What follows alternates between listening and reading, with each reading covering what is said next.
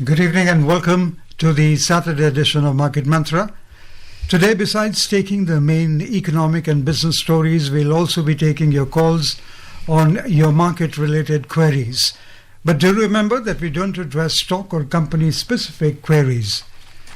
The numbers to call us on are 23314444, 23310481 and 23717106. And those of you who would be calling us from outside Delhi, please prefix 011. My name is Rajesh Lake and with me is my co-anchor in Hindi, Nikhil. नमस्कार, आप सभी का market मंत्रा में स्वागत है और आज हमारे साथ स्टूडियो में तमाम खबरों पर चर्चा करने के लिए और आपके प्रश्नों का उत्तर देने के लिए हमारे साथ है शिशिर सिन्हा जी। शिशिर जी, कार्यक्रम में आपका बहुत बहुत स्वागत है। Warm welcome Shishir. Thank you, नमस्कार। और श्रोताओं, आप कॉल करने के लिए हमें इन नंबरों पर फोन कर सकते हैं 2331-4444, 2331-0481 और तीसरा नंबर है 2371-7106 और इन नंबर से पहले आप 011 लगाना ना भूलें। और फिलहाल मुख्य समाचार। Prime Minister Narendra Modi unveils 7-point reform framework or Saptadhara for India's development, highlights manufacturing, agriculture, technology, green and blue economy as key aspects among others. Domestic equity benchmarks decline over 0.5% this week after 2 consecutive weekly gains. And oil prices rise over 4% this week on renewed supply risks. प्रधानमंत्री नरेंद्र मोदी ने भारत के विकास को गति देने के लिए सप्तधारा का खाका पेश किया। इसमें विनिर्माण, कृषि, प्रौद्योगिकी, हरित और नीली अर्थव्यवस्था जैसे प्रमुख क्षेत्रों पर विशेष जोर दिया गया। लगातार 2 सप्ताह की बढ़त के बाद इस सप्ताह घरेलू शेयर बाजार में आधे प्रतिशत से अधिक की गिरावट दर्ज और आपूर्ति को लेकर नए जोखिमों के बीच इस सप्ताह कच्चे तेल की कीमतों में 4% से अधिक की तेजी आई।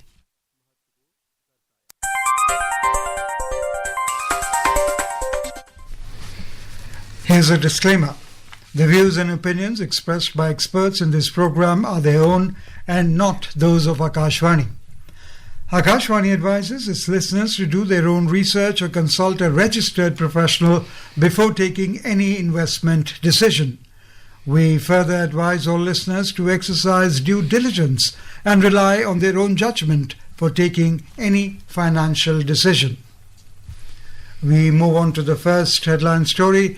The nation is celebrating its 80th Independence Day today. Prime Minister Narendra Modi led the Independence Day celebrations from the iconic Red Fort in Delhi. Upon his arrival, for the first time, the national song Vande Mataram was rendered at the Red Fort. Thereafter, the Prime Minister hoisted the national flag, following which national anthem was sung. In his address, the Prime Minister called upon the nation to harness the 7 streams of strength called as Saptadhara. The first stream outlined by the Prime Minister is manufacturing. He said the second power of this Saptadhara is agriculture and food production. The third is technology and innovation. And the fourth is Gati Shakti. The fifth, defense capabilities. The sixth, power is the green economy and blue economy. And the 7th stream of Saptadhara is India's soft power. मैं आज उस युग को भी याद करना चाहूंगा जब देश भारत का सामर्थ्य सप्त सिंधु के रूप में हम जानते थे, हम समझते थे, हम सुनते थे। अब विकसित भारत बनाने के लिए हमें नई धारा चाहिए। आज लाल किले की प्राचीर से मैं देश के सामने शक्ति की सप्त धारा का आह्वान करता हूं। आने वाले 5-7 साल में जो पिछले 5-7 दशक में नहीं हुआ, वो सप्त धारा के सामर्थ्य से, शक्ति से हम देश को नई ऊंचाई, नई गति देंगे और नए लक्ष्यों को पार करने वाला सामर्थ्य देंगे। और इसके साथ साथ देश की युवा शक्ति का सामर्थ्य का भरपूर राष्ट्र निर्माण में उपयोग होगा। प्रधानमंत्री नरेंद्र मोदी ने लाल किला के प्राचीर से राष्ट्र को संबोधित करते हुए कहा कि पिछले 12 वर्षों में 25 करोड़ लोगों को गरीबी से बाहर निकाला गया है। उन्होंने कहा कि भारत विश्व की 5 सबसे महत्वपूर्ण अर्थव्यवस्थाओं में से एक है और दुनिया की सबसे तेज गति से बढ़ती हुई अर्थव्यवस्था भी है। प्रधानमंत्री ने विभिन्न क्षेत्रों में देश की उल्लेखनीय उपलब्धियों का जिक्र करते हुए कहा कि बीते 12 वर्षों में रक्षा उत्पादन 4 गुना बढ़ चुका है, खादी तथा ग्रामीण औद्योगिक उत्पादन करीब 5 गुना हो चुका है और इलेक्ट्रॉनिक विनिर्माण क्षेत्र में सफलता 7 गुना तक है। उन्होंने कहा कि देश में आधुनिक रेलवे कोच तैयार करने की क्षमता 21 गुना बढ़ चुकी है और देश मोबाइल विनिर्माण 33 गुना बढ़ा चुका है। श्री मोदी ने कहा कि भारत में इंटरनेट उपयोगकर्ताओं की संख्या पहले के मुकाबले 4 गुना हो चुकी है। उन्होंने यह भी कहा कि देश में अब तक डिजिटल लेन देन 100 गुना बढ़ा है। प्रधानमंत्री ने कहा कि वर्ष 2014 के बाद से अब तक भारत करीब 40 देशों के साथ मुक्त व्यापार समझौता कर चुका है।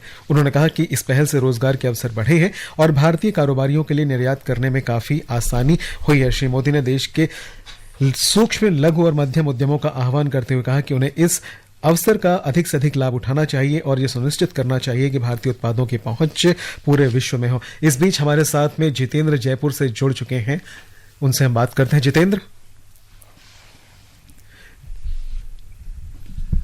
जितेंद्र, आपका प्रश्न पूछिए। आई थिंक जितेंद्र, आप सुन पा रहे हैं? सुन पा रहे हैं जी, प्रश्न पूछिए। हमारे पास जैसे पिछले वाली पूछने से लेकिन क्लियर नहीं हो पाया था, हम ठीक बता नहीं पाए थे। जितेंद्र, आपसे गुजारिश है कि आप दोबारा कॉल करें बिकॉज आपकी लाइन बिल्कुल भी क्लियर नहीं है। Jeshwar, in the meantime, the Prime Minister also highlighted and gave the clarion call for India's aspirations as it moves forward to Viksit Bharat 2047. What's your understanding from PM's speech on this clarion call? Apart from the 7 strength, what we call as the Saptadhara ki Shaktiyan, he also talked about 7 key, what we call as the aspiration, or rather I would say that changing the scale of the ambition or the aspiration. What are those? Number 1 is the 50 companies in the Fortune 500. So at this moment we have 9 Indian companies. Out of 9 Indian companies, 5 are the PSUs and 4 are from the private sector. They are part of the Fortune 500. Now he wants that number to be increased to 50. The second thing he talked about, then Indian bank in top global banks. So one of the big problem we always have been talking about, that we are such a big country, we have so many banks, but when we talk about the global banks, none of our bank are featuring in the top 5 or top 10 banks. The third, he talked about an Indian pharma company among the world's top 5, and this is critical, especially when we have become what we call as the pharma hub for the world, or pharma to the world. The fourth one is that Indian law or rating agency achieving global leadership. Fifth one is an Indian consulting or accounting firm among the world top firms. If you can remember, last year we were talking about Desi firms taking over the top 4, big 4, what we call as, how they can be groomed into that. So now he is also talking about that. And finally, he talked about that in Indian technology company among the world's top companies. Of course, our technology companies are in what you call say 1 to 20 or 1 to 30, but he wants much higher ranking for them. And the final one is that the brand that world recognizes with enthusiasm, where it hears the name India, that is make in India, made for the world. So these are the 7, apart from the strength which is he called as the Saptadhara ki Shaktiyan, these are the 7 aspirational achievement or the target which you want to achieve that. Manish हमारे साथ दिल्ली से जुड़ चुके हैं phone line पर। मनीष, आपका स्वागत है कार्यक्रम में, प्रश्न पूछिए आपका। हेलो मनीष, प्रश्न पूछिए आपका। जी, मेरा प्रश्न ये है, अगर कोई 20 लाख कोई मूवेबल या इमूवेबल प्रॉपर्टी में इन्वेस्ट करता है और 1.5 साल के बाद उसको अगर 1,20,000 का फायदा होता है, तो वो कैपिटल गेन में क्या रखना पड़ता है, या सिर्फ ये जो प्रॉफिट का जो पर्सन है 1,50,000 उसको रखना पड़ता है, कौन सा है? देखिए, आप जब घर खरीदते हैं और घर बेचते हैं, उसके बाद आपका जो मुनाफा होता है उसको इनकम टैक्स की धारा 54 54E के तहत 54C के तहत उसकी गणना की जाती है और उसमें आपको ये सहूलियत दी जाती है कि 3 वर्षों के भीतर उसको आप नए घर के निर्माण में जो है वो कर सकें। इन 3 वर्षों के दौरान आपको वो एक विशेष खाता होता है, विभिन्न सरकारी बैंक और निजी बैंकों में वो उपलब्ध है, जिसको हम लोग कैपिटल गेन अकाउंट कहते हैं, वहां पे आप रख सकते हैं और उस 3 वर्ष के भीतर आपको निवेश करना होता है। कंस्ट्रक्शन की बात करें या फिर बना बनाए घर की बात करें। और एक चीज और भी ध्यान रखिए कि न केवल घर बल्कि अगर सोने से भी आपको कुछ फायदा हुआ है या फिर अगर आपको शेयर बेचने का भी फायदा हुआ, अगर आप उसको घर में निवेश करते हैं तो आपको कैपिटल गेन से छूट मिल सकता है।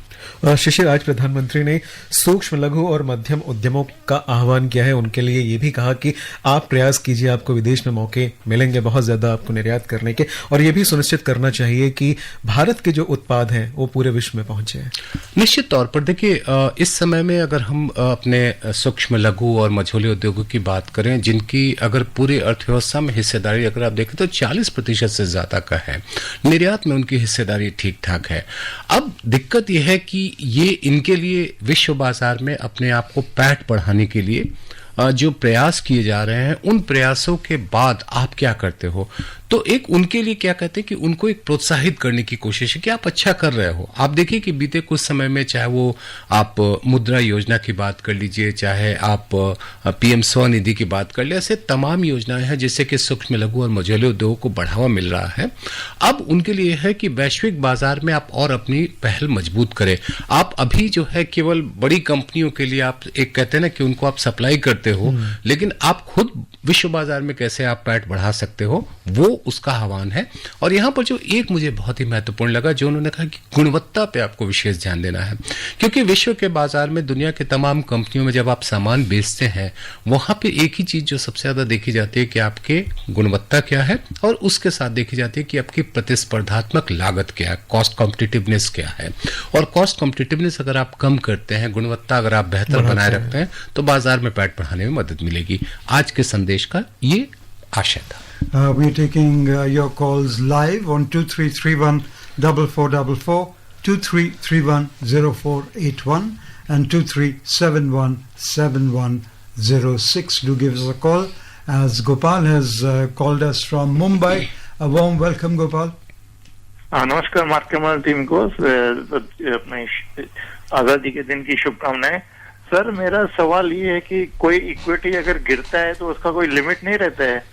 मान लीजिए अभी मेरे पास मैंने 1800 पे स्टॉक बाय किया है, आज वो स्टॉक गिर के 500 तक लुढ़क गया है। अगर मैं टोटल अपना 3 साल पहले 10 लाख रुपए मार्केट में लगाया है, आज मैं अगर स्टॉक बेचता हूँ तो मेरे को 2 लाख भी हाथ में नहीं आ रहा है। स्टॉक जो गिरते हैं तो इसका कोई लिमिट नहीं है, गिरते ही जाते हैं। 1800 का बाय किया है, आज वो 500 पे चल रहा है। गोपाल जी, देखिए, रोज के आधार पर जिसको हम लोग कहते हैं सर्किट ब्रेकर, कि आप कितना नीचे जा सकते हैं और आप कितना ऊपर जा सकते हैं, वो रोजाना आधार पे है। अब ये नहीं है कि अगर आपने देखें कि जो आपने भाव का जिक्र किया कि 1800 का जो था वो 300 पे आ गया या 500 के आ गया, वो हो सकता है और भी नीचे जाए, बुरा नहीं मानिएगा, हो सकता है और भी नीचे जाए। ये बाजार की प्रकृति है। रोज के आधार पर रोकने की प्रवृत्ति जरूर होती है कि एक 5% के ऊपर पहला सर्किट है, फिर 10% है, 15% है, 20% पे फिर ट्रेडिंग रोक दी जाती है, वो सारी व्यवस्था की जाती है, लेकिन वो रोजाना के आधार पर है।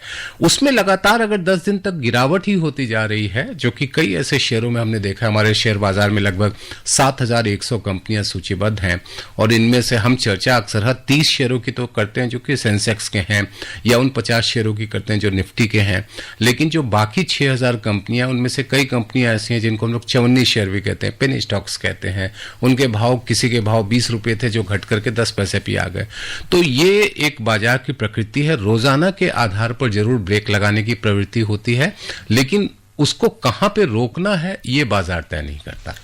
जयपुर से जितेंद्र एक बार फिर हमारे साथ में। जितेंद्र जी, आपका प्रश्न पूछिए। हाँ सर, ये जैसे पिछले 3 महीने से हम आईटी के निफ्टी 50 के आईटी में जो है ना SIP कर रहे हैं, ठीक है।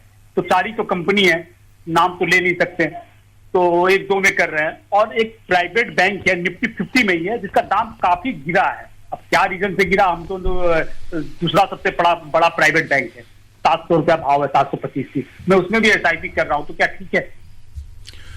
देखिए, आईटी कंपनियों में मुझे लगता है कि जो बीच में एक माहौल बना था कि एआई की वजह से और खास तौर पे दक्षिण कोरिया और ताइवान में जिस तरीके की तेजी आई थी, उसके बाद आईटी कंपनियों में काफी गिरावट हमने देखी थी।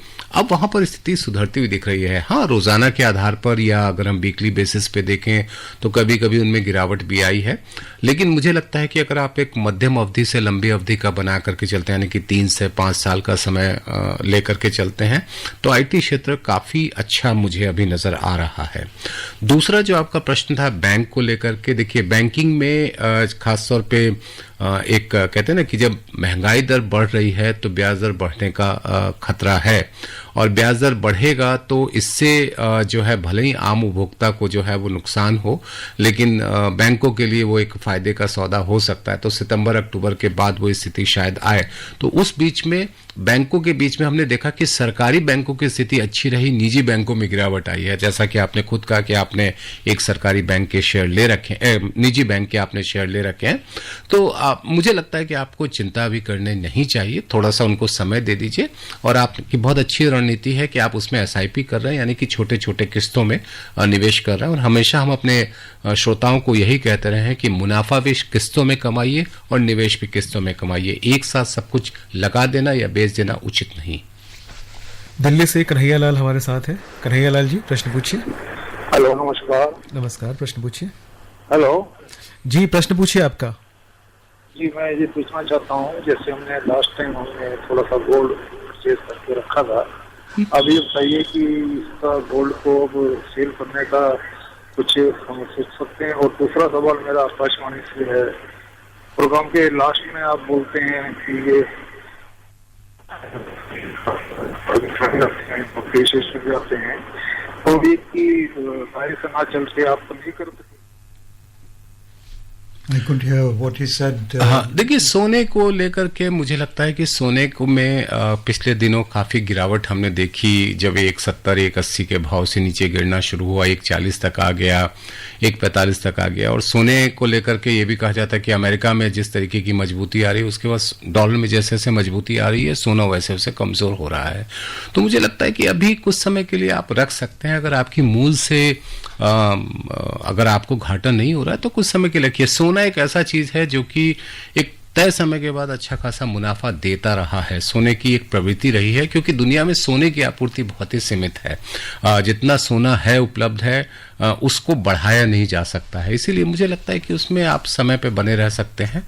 दूसरा, आपका प्रश्न बिल्कुल स्पष्ट नहीं था, तो माफी चाहेंगे, उस पर हम कोई टिप्पणी नहीं कर पाएंगे। Prem from Delhi joins us now. Prem, a warm welcome. Sir, आप सभी को नमस्कार। नमस्कार सिन्हा साहब जी। सर, मेरा प्रश्न ये है कि अभी माइक्रो लेवल पर जो इंडिविजुअल इन्वेस्टर हैं गोल्ड के, उनके लिए कोई प्लेटफॉर्म या कोई भी बॉडी, कोई अथॉरिटी जो प्रोवाइड करे सर, किस प्रकार से आने सर इसमें? देखिए, ऐसी कोई संस्था तो वैसे नहीं है जो कि बहुत ही छोटे निवेशकों के लिए जो आपकी मदद कर सके। मुझे जहां तक समझ में आ रहा है कि आप उनसे सलाह लेने की बात करते हैं, तो जैसे वर्ल्ड गोल्ड काउंसिल समय समय पर सलाह देता रहा है कि इस समय सोने के भाव में किस तरह का चलन देखने को मिल रहा है, तो उनके कमेंट्री के ऊपर आप ध्यान रख सकते हैं। उसके अलावा कई बुलियन एसोसिएशन है, वो भी टाइम टू टाइम उनके जो कमेंट्स आते रहते, उनकी कमेंट्री आते रहते, उन पे भी ध्यान दे सकते हैं आप। और बाकी रहा सवाल कि सोने को लेकर के, जैसा मैं भी कह रहा था कि दुनिया में सोने की आपूर्ति सीमित है, एक तय समय के बाद उसमें एक कहते ना कि एक मुनाफे होने की संभावना हमेशा बनी रहती है। अब ये समय कितना लग सकता है, क्योंकि अभी क्या हो रहा है कि डॉलर जैसे जैसे मजबूत हो रहा है, सोना वैसे वैसे कमजोर हो रहा है। तो ये भी एक हैरानी की बात है कि जब दुनिया में अनिश्चितता का माहौल है, उसके बीच में भी सोना कमजोर हुआ है, जो कि आमतौर पर नहीं होता रहा है। तो इस समय में मुझे लगता है कि आप सोने में अगर निचले स्तर पर थोड़ी खरीदारी कर करके एक टाइम होराइजन, अगर आपको जरूरत अभी नहीं है 5 साल 7 साल के लिए लेकर के चले, तो मुझे लगता है कि आपके लिए वो एक बेहतर विकल्प होगा। और कार्यक्रम में आगे बढ़ते हैं। लगातार 2 सप्ताह की बढ़त के बाद इस हफ्ते भारत के घरेलू शेयर बाजार में गिरावट आई। मध्य पूर्व में बनी अनिश्चितता और कच्चे तेल की बढ़ती कीमतों के कारण निवेशकों ने शेयर बाजार में दिलचस्पी कम दिखाई। इस सप्ताह निफ्टी 50 में 0.8% की गिरावट आई और ये 24,366 पर बंद हुआ, जबकि बॉम्बे स्टॉक एक्सचेंज का 30 शेयरों वाला सेंसेक्स 0.6% गिरकर 78,009 पर आ गया था। वहीं विदेशी मुद्रा बाजार में डॉलर के मुकाबले रुपया गिरावट के साथ बंद हुआ। रुपया कल अमेरिकी डॉलर के मुकाबले 95.42 पैसे पर लगभग बिना किसी बदलाव के बंद हुआ, लेकिन एक सप्ताह पहले के मुकाबले इसमें 0.2% की गिरावट आई। और इस बीच भोपाल से शंकर हमारे साथ है। शंकर, सवाल पूछिए। नमस्ते मार्केट मंत्र टीम। सर, इंडिपेंडेंस डे की आप सबको शुभकामनाएं। जी, आपको भी। मेरा सवाल है कि अभी एथेनॉल ब्लेंडेड फ्यूल मिल रहा है 20%, तो उससे हमारा इंपोर्ट पे इफेक्ट आना चाहिए था, नंबर 1। नंबर 2, इलेक्ट्रिक व्हीकल भी बहुत सारे बढ़ गए, but our import bill is not reducing. What is the reason? And it should reflect in our forex reserve. जा रहे हैं, बढ़ रहे हैं, but it is not going that way and dollar is increasing, rupee is falling. So what is this happening? क्या वजह क्या है कि हमारा रुपया गिर रहा है डॉलर के मुकाबले? क्योंकि मार्केट ड्रिवन है मोर और लेस। इथेनॉल के प्रयोग से डोमेस्टिक सप्लाई से हमारा फ्यूल आ रहा है थोड़ा सा 20%, which is quite lot, but हमारा इंपोर्ट नहीं गिर रहा है, हमारा डॉलर नहीं रुपया नहीं गिर रहा है, डॉलर नहीं बढ़ रहा। क्या एक्सप्लेन कर सकते हैं क्या ये अच्छे से? Thank you. शंकर जी, रहा सवाल कि एथेनॉल की आपूर्ति तो बढ़ी, लेकिन तेल की खपत भी बढ़ी। आप गाड़ियों की संख्या देखें, हर महीने जितनी गाड़ियां बिकती हैं, अभी ताजा आंकड़े आए हैं, चाहे वो हम सियाम के आंकड़ों की बात करें या फाडा के आंकड़ों की बात करें, हर महीने लाखों लाख गाड़ियां बिक रही हैं। और गाड़ियों में आपने बिल्कुल सही कहा कि ई व्हीकल की भी संख्या बढ़ी है, लेकिन उतनी नहीं बढ़ी है। ई व्हीकल बिक रहे हैं, लेकिन उतनी नहीं बढ़ी है। तो जाहिर सी बात है कि जब खपत बढ़ी हो, जहां पर आप पहले एक खर्च खपत कर रहे थे, आप 1.5 खपत कर रहे हैं, 2 खपत कर रहे हैं, उसका एक हिस्सा एथेनॉल है, तो उससे आपके लिए तो इंपोर्ट का बिल तो बढ़ेगा। ये भी ध्यान में रखिए कि आज रुपया जो है वो कमजोर है, डॉलर के भाव काफी ज्यादा हैं। आपके कई देशों के साथ जो आपका भुगतान होता है वो डॉलर में होता है, तो उसका भी असर आपको देखने को मिलता है। अब रहा सवाल कि रुपया कमजोर क्यों हो रहा है, ये तो बिल्कुल ही खुली किताब की तरह की बाजार की शक्तियां हैं, और बाजार में जितनी ज्यादा डॉलर की मांग बढ़ेगी उसका असर पड़ेगा। आपने देखा होगा बैलेंस ऑफ पेमेंट की जो सिचुएशन जो कल रिजर्व बैंक ने कुछ दिन पहले कल जारी किया है, वो भी $8 बिलियन के ऊपर में है। तो ये सारे आंकड़े इस बात की गवाही कर रहे हैं कि हमारा रुपया इसलिए कमजोर है क्योंकि उसकी मांग और बाजार की परिस्थितियां उनके विपरीत में हैं। Moving on, Central Board of Direct Taxes (CBDT) has notified the Foreign Assets of Small Taxpayers Disclosure Scheme (FAST DS) Rules 2026. It enables eligible taxpayers to declare certain undisclosed foreign assets, undisclosed foreign income, or undeclared foreign assets on payment of a specified tax or fee. The scheme will come into force from tomorrow, and the last date for filing a declaration under this scheme is December 31, 2026. No declaration can be filed after this date. The Foreign Assets of Small Taxpayers Disclosure Scheme 2026 is a one-time voluntary disclosure scheme. Also, the US President Donald Trump announced that the US will soon declare the Strait of Hormuz an official American territory following what he described as a near defeat of Iran's weakened military. Trump had earlier claimed that the United States exercised total control over the Strait of Hormuz. However, soon after Trump's remarks, Iran rejected his claims, stating that the strategic waterway remains blocked and will not be reopened until Tehran's conditions are accepted. So where do we stand? This game continues to very be difficult to say afresh every day. I mean, you can't predict that what is going to happen tomorrow. I mean, when Mr. Trump is talking about something, or when the Iranian president is talking about something, it's really very. I mean, from a market point of view, or even from the economic analyst point of view, every day we come to office and we say, okay, this has happened, and what he is saying again in the evening or late in the night we come to know that, oh, this is not going to happen, there is no peace talk, we are going to drop a bomb or something like that. So it's a very, very unpredictable situation. Both parties are very, very unpredictable, and the one thing which is very important here, that we do not get official version from Iran on a regular basis, because there are so many restrictions on the internet and the other things. So that is also giving lot of speculation in the market. And of course there we are also finding a lot of changes in the statement. So it's a completely unpredictable situation, and that is affecting the stock prices as well as the crude oil prices. Okay. Oil prices increased 4% week on week as renewed US-Iran tensions, uncertainty over the Strait of Hormuz and attacks on Libyan energy facilities kept global supply concerns in focus. Brent crude traded at $87.12 per barrel, up 4.27% from last Friday's close. U.S. benchmark West Texas Intermediate traded at $81.52 per barrel, up 4.27% from a week earlier. As you very rightly mentioned, Shishir, the speculation will keep the prices in an uncertain zone. At times it goes up, at times it comes back, or it currently seems that it's going to go up. Yeah, I mean, we have seen that it went down $80 a barrel. Yes. Now we are approaching $90 a barrel. So that's a very difficult situation. I mean, the market is reacting on a day-to-day event kind of thing. So one statement is there, then suddenly you will find that the oil prices are on boil. When there is something like peace talk kind of thing, that P word also gives some kind of calmness into the oil Correct. market. So, however short-lived it may be. I mean, we do not know that what kind of trend will be there. शिशिर, जब भी आपसे बात करना होता है तो घरेलू share बाजार का जिक्र ना हो, ये तो पॉसिबल नहीं है. अगर हम इस अगस्त महीने को ही देखें तो मार्केट में हमने देखा कि पहला हफ्ता थोड़ा सा ऊपर चढ़ते हुए दिखा, फिर गिरावट आई, फिर उसमें गिरावट आई. अब लगातार ये एक ऐसी स्थिति हम देख रहे हैं कि मार्केट में स्टेबिलिटी कहीं दिख नहीं रही है. जैसा आपने कुछ देर पहले कहा कि प्रिटेंड नहीं कर पा रहे कि कल क्या होगा. देखिए, कहते हैं ना, अंतर्राष्ट्रीय घटनाक्रम में जो कुछ भी हो रहा है उसका असर तो हमारे यहाँ पड़ेगा ही.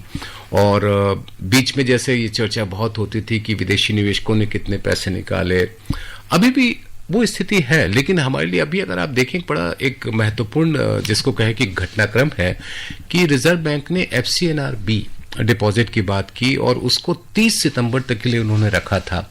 उसमें करीबन $50 बिलियन से ज्यादा की रकम आई और उसको कहा गया कि अब हम 31 अगस्त को, यानी कि एक महीने पहले ही उसको रोका गया. तो दो ट्रेंड देखिए कि शेयर बाजार में विदेशी निवेशक पैसे निकाल रहे हैं, लेकिन जहां पर सवाल डेट इंस्ट्रूमेंट की है या डिपॉजिट की स्कीम की है, वहां पर वो पैसा डॉलर आ रहा है. इसका मतलब क्या है? इसका मतलब यह है कि इन निवेशकों को, इन जमाकर्ताओं को एक ऐसा चाहिए जहां पर मूल और ब्याज दोनों में कहीं ना कहीं एक गारंटी मिले. शेयर बाजार वो गारंटी नहीं देता और उसकी वजह से वो पैसा निकल रहा है. हमारे घरेलू संस्थागत निवेशकों ने काफी अच्छा निवेश किया है. अपने घरेलू वित्तीय कंपनियों की बात करूं, बहुत अच्छा निवेश किया. और सच पूछिए तो उनकी वजह से बाजार में उस तरीके की गिरावट नहीं हुई जो पहले हम देखा करते थे. पहले कहते थे कि अगर अमेरिका में एक छींक आ गई तो भारतीय शेयर बाजार को बुखार लग जाता था. ये एक पुरानी कहावत चलती थी. इसका मतलब होता था कि हमारी निर्भरता विदेशी संस्थागत निवेशकों पे काफी ज्यादा थी.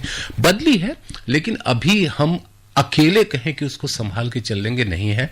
तो निवेशकों के लिए इस समय सबसे अच्छा यह है कि अभी शेयर बाजार में IPOs कई आ रहे हैं, उनमें अगर वो पैसा लगाएं, थोड़े थोड़े पैसे लगाएं, हर रोज 2-2, 3-3 IPOs खुल रहे हैं, थोड़े थोड़े पैसे लगाएं तो वो बेहतर रहेगा. In the US stocks, the S&P 500 fell 0.2%, while the Dow Jones Industrial Average dropped 107 points or 0.2%, and the Nasdaq Composite lost 0.3%. Shishir, very briefly, is there no silver lining on the horizon which could give market sentiments a boost? Only silver lining is that when we will have peace. Okay. And that is something. So what is your expectations from the market in the coming week? I think there will be that ups and down will continue, but of course, as I always say, that there are value stocks available at lower price. It's a good time to make investment, but it only in the smaller installment. शिशिर, इस कार्यक्रम में शामिल होने के लिए और तमाम प्रश्नों का उत्तर देने के लिए आपका बहुत बहुत धन्यवाद। जी, Thank you, नमस्कार। Shishir, for being with us. And before we close, the headlines once again. Prime Minister Narendra Modi unveils 7-point reform framework or Saptadhara for India's development, highlights manufacturing, agriculture, technology, green and blue economy as key aspects among others. Domestic equity benchmarks decline over 0.5% this week after 2 consecutive weekly gains. And oil prices rise over 4% this week on renewed supply risks. That's all we have in this edition of Market Mantra. Till tomorrow, good night. नमस्कार। इस कार्यक्रम में विशेषज्ञों द्वारा विचार उनके अपने हैं। आकाशवाणी अपने श्रोताओं को सलाह देता है कि निवेश का निर्णय करने से पहले स्वयं रिसर्च करें या किसी पंजीकृत सलाहकार से राय लें।